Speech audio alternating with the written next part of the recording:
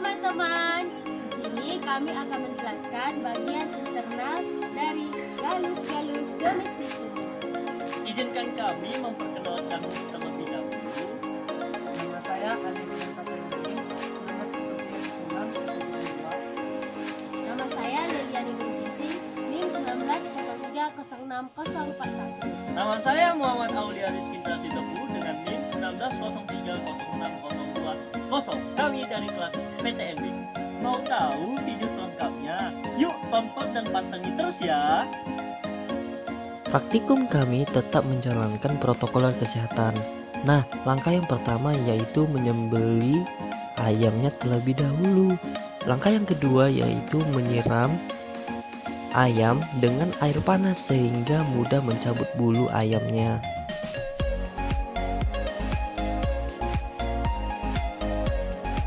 Langkah yang ketiga yaitu memotong tengah badan ayam sehingga kita dapat mengambil internal ayam. Mari kita simak yuk.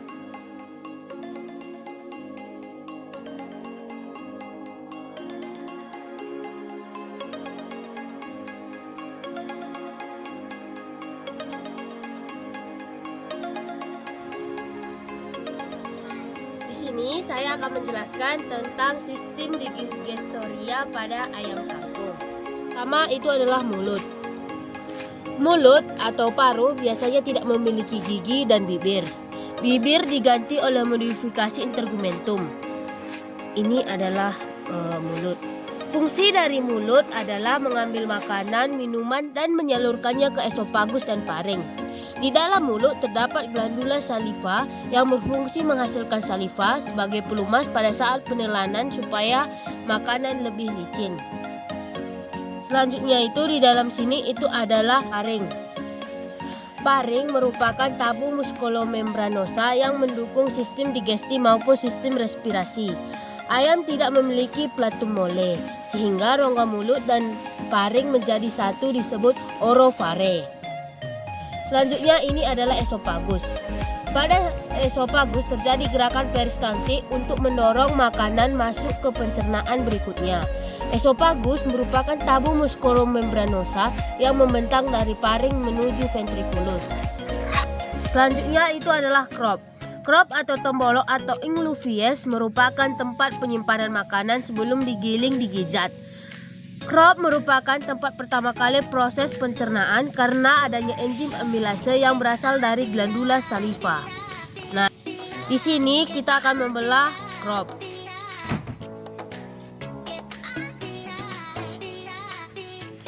Di dalam crop, tekstur makanannya itu masih kasar, di mana bentuk makanannya itu masih sama seperti makanan unggas pada umumnya.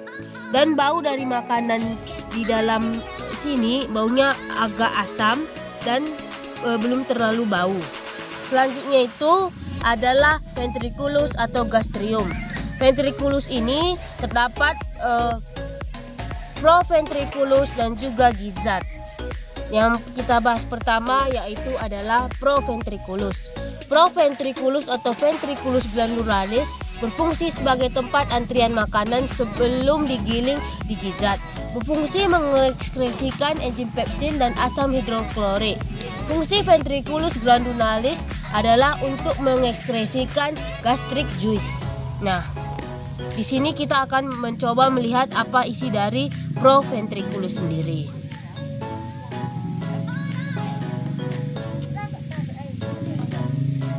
Nah, tekstur makanan yang berada di dalam proventriculus agak lebih lembut dibanding dengan pada crop. Nah, dia ini seperti ada cairan dan baunya agak-agak bau asam. Selanjutnya itu ini adalah gizat. Gizat berfungsi menggiling atau menghaluskan makanan. Material pakan dipecah di sini. Biasanya gizat mengandung materi yang bersifat menggiling seperti grit, karang, batu, kerikil. Partikel pakan digiling menjadi partikel kecil yang mampu melalui saluran usus. Di sini kita akan memotong apa itu isi dari gizzard sendiri.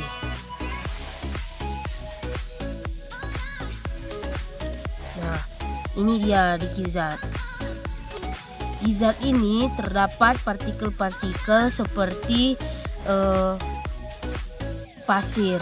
Dan ini nih bisa dilihat, ini adalah pasir yang ada di gizzard. Dan ini fungsinya untuk menggiling. Baunya makanan di sini agak asam dan agak bau. Setelah gizzard, biasanya ada intestinum atau usus. Intestinum ini terbagi menjadi dua, yaitu ada intestinum crassum atau usus besar yang berada di sini, dan intestinum tenue yang berarti usus halus yang berada antara ini dan ini. Intestinum tenue terbagi menjadi tiga, yaitu duodenum, jejunum, dan ileum. Duodenum berbentuk U, yang di tengahnya ini di sini itu ada pankreas. Duodenum tidak memiliki glandula Bruneri sama seperti pada manusia. Duodenum bersifat asam karena ada sekresi getah empedu. Nah, di sini kita akan membelah isi dari duodenum.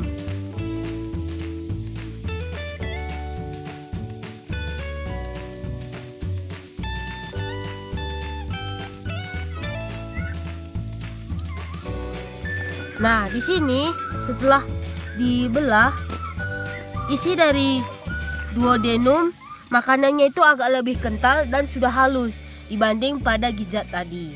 Nah, ini dia duodenumnya, makanannya ini lebih halus dibanding pada gizzard karena sudah digiling di gizzard tadi. Nah, selanjutnya itu adalah jejunum dan ileum. Dari sini sampai pada di sini itu adalah jejunum.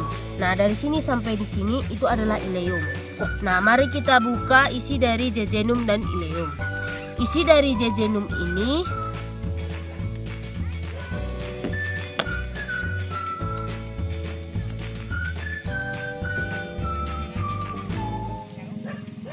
makanan pada jejunum itu sudah lebih halus dan warnanya agak kecoklatan. Nah, selain itu, makanan yang di sini itu warnanya juga sudah mulai membau. Nah, selanjutnya itu pada ileum. Nah, kita buka isi pada ileum. Pada ileum ini, makanannya sudah mulai kekurangan air atau sudah mulai agak kering.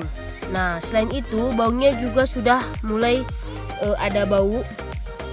Selanjutnya itu kita akan membahas tentang seka. Seka ini yaitu adalah ini di sini. Pada ayam yang kami belah ini seka disebut seka karena ada dua bagian. Nah, sedangkan kalau dia hanya satu bagian namanya adalah sekum. Seka ini berisi pakan yang sangat lembut dan dapat keluar masuk. Terdapat sedikit air, karbohidrat, protein dan diserap dengan bantuan bakteri. Belum ditemukan fungsi jelas dari seka sendiri. Nah, ini kita akan membelah apa itu seka. Nah, ini dia makanan di seka ini sudah lebih agak lembut. Ini dia tekanan pada seka. Nah, selanjutnya itu setelah seka itu ya adalah rektum. Ini dia rektum. Rektum merupakan penyerapan kembali dibantu oleh bakteri. Diameter rektum biasanya 2 kali dari usus halus. Nah, ini dia usus halusnya dan ini lebih besar 2 kali lipat dari usus halus. Bentuknya melebar dan terdapat pada bagian akhir usus halus ke kloaka. Terdapat beberapa jenis bakteri dan terjadi penyerapan air dalam jumlah yang sedikit. Penyerapan dibantu oleh bakteri Escherichia coli sehingga sisa makanan dibusukkan menjadi feses. Nah, di sini jika kita buka, makanan yang berada di dalam rektum itu sudah menjadi kotoran ayam.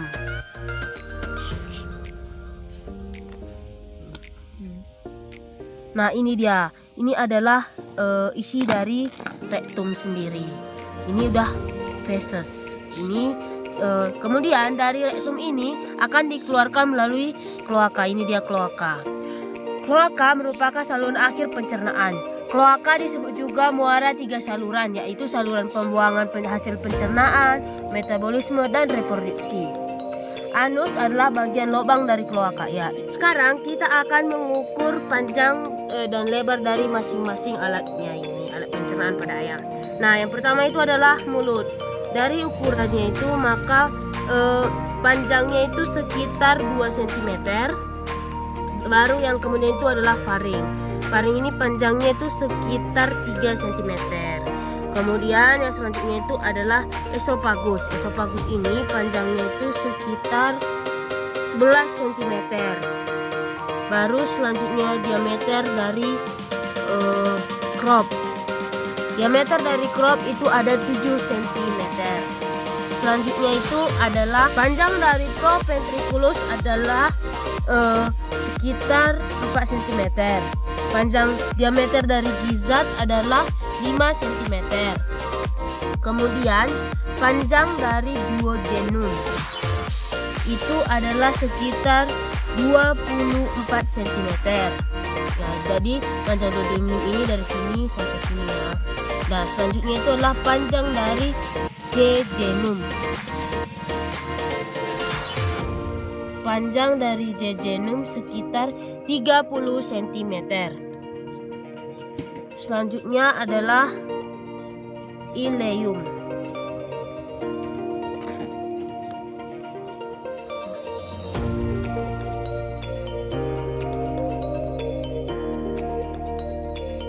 Panjang dari ileum adalah 81 cm. Nah, selanjutnya itu adalah seka. Panjang dari seka sendiri adalah sekitar 16 cm. Selanjutnya itu adalah diameter dari rektum. Diameter dari rektum adalah sekitar 4 cm. Kemudian ini adalah kloaka yang panjangnya itu 2 cm. Nah, setelah itu ada organ pencernaan tambahan yang membantu proses pencernaan pada unggas. Yang pertama adalah pankreas. Pankreas ini terletak di antara lipatan isidodenum yang berfungsi sebagai kelenjar endokrin dan eksokrin. Nah, di mana dikatakan seperti kelenjar endokrin karena mensekresikan hormon insulin dan glukagon. Sebagai kelenjar eksokrin karena mensekresikan pancreatic juice. Nah, setelah itu kantong empedu. Nah, ini fungsi empedu adalah mengaktifkan lipase pankreas, mempercepat kerja amilase pankreas, membantu penyerapan lemak atau membantu penyerapan vitamin yang larut dalam lemak seperti A, D, E, dan K, dan juga bersifat antiseptik untuk memecah lemak. Dan yang terakhir adalah hati. Fungsi dari hati adalah sekresi empedu. Nah, hati ini mempunyai fungsi utama dalam pencernaan dan absorpsi adalah produksi empedu.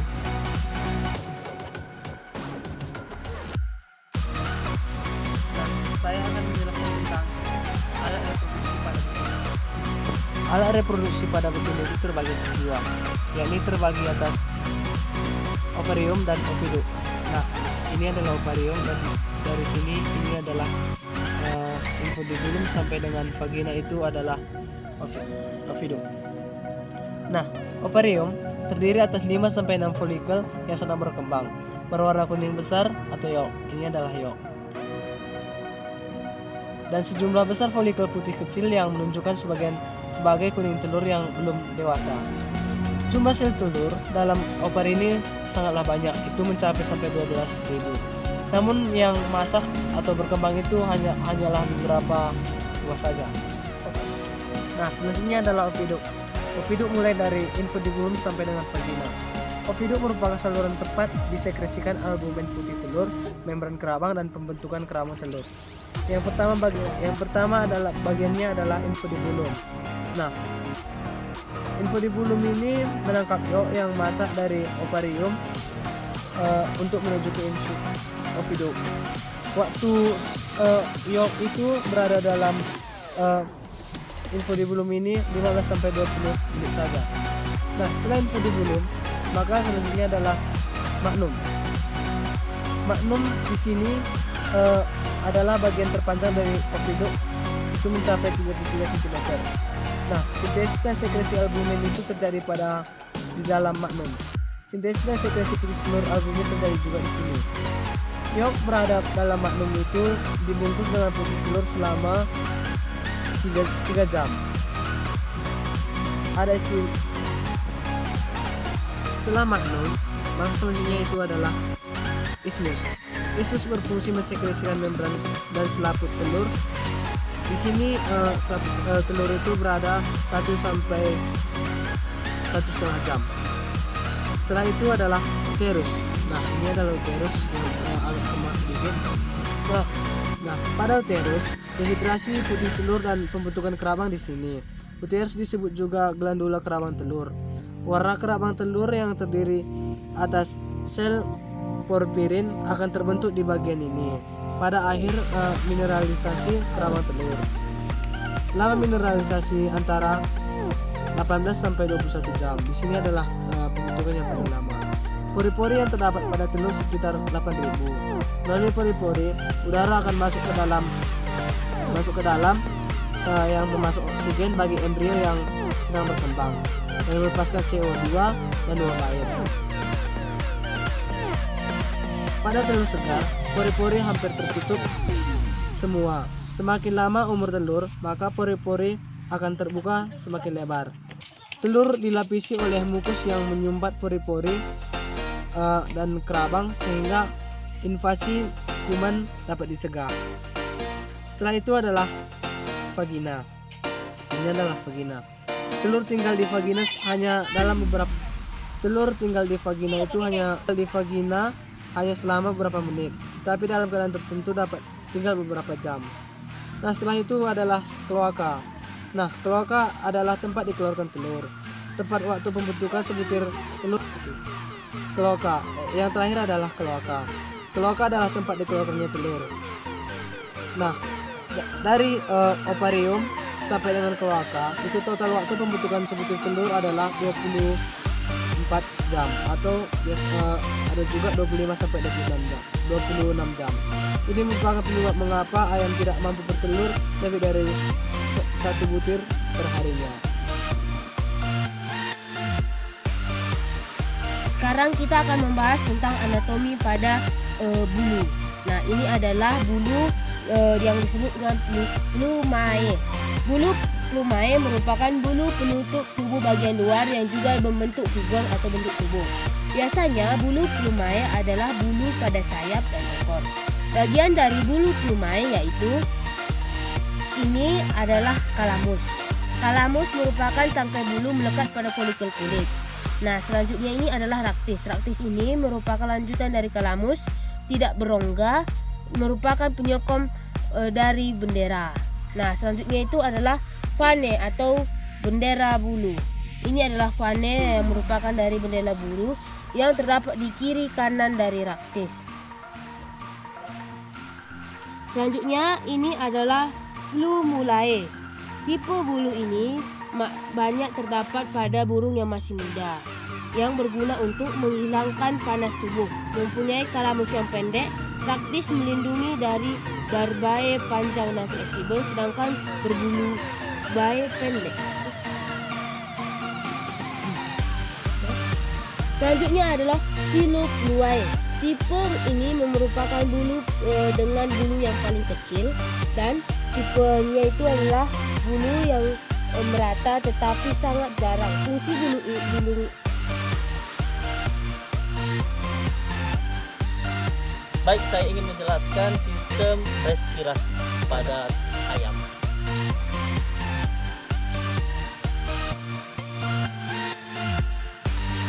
Yang pertama ialah nares, yang kedua ialah laring, yang ketiga ialah trakea, yang keempat ialah bronkus, yang kelima ialah bronchiolus, yang keenam adalah alveolus.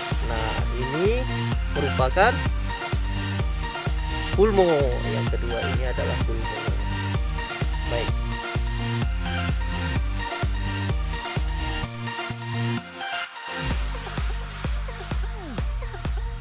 Selanjutnya adalah nervosum. Nah, ini adalah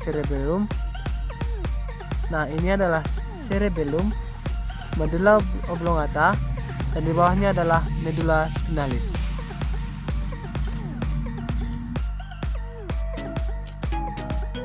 Saya ingin menyebutkan sistem ekspresi pada ayam.